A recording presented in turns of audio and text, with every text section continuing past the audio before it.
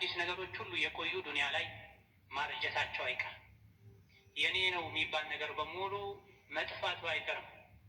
የመጨረሻ ሁሉ ነገር ጠፍቶ ሁሉ ነገር ያጣን ነፍሳችን ሁሉ ሳትቀር እናጣታለን። የሰው ልጅ ያረጀ ሲሄድ አይኑን ያጣል፣ ጆሮን ያጣል፣ አካላቱ አልታዘዝ ይሉታል። ወልዶ ለፍቶ ያሳደጋቸው ልጆች አንድ በአንድ ቤቱን የለቀቁ ብቻውን ከተውት ይወጣሉ፣ ይሄዳሉ። ወላጅ ብቻውን ይቀራል። እንደዚህ ናት ዱንያ። ባህሪዋን ቋሚ መለያዋን። ዱንያ ላይ አለ የሚባል መልካም ነገር ሁሉ ጠፊ ነው፣ የሚሄድ ነው። ዱንያ የተረገመች ናት። እሷ ላይ ያለም ሁሉ የተረገመ ነው። አላህን ማውሳት፣ ዒልም መማር፣ ማስተማር፣ ኸይር ስራ መስራት ካልሆነ በስተቀር ተብሏል። ዱንያ ላይ ያለ ወዳጅነትም የሚቋረጥ ነው።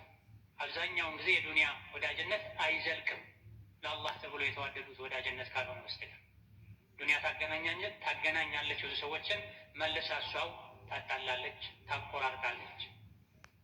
ዱንያ ላይ ልቡ የተንጠለጠለ ሰው አኼራውን ይረሳል፣ አኼራውን ይጎዳል፣ ከሚያዩ ነገር አይማርም።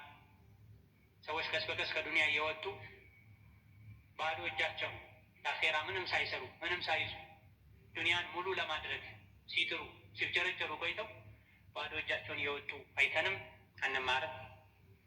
የበለጠ ለአኼራ እንጨነቅም። ዱንያ ላይ የሚያስደስቱ ነገሮች፣ የሚያኮሩ ነገሮች፣ የሚያረኩ ነገሮች ከብዙ ልፋትና ድካም በኋላ የሚመጡ ናቸው። ከመጡ በኋላም ደግሞ ይሄን ጸጋ ይሄን ኒዕማ እንዳላጣው ያሉ በጭንቀት ላይ እንዲኖሩ የሚያደርጉ ናቸው።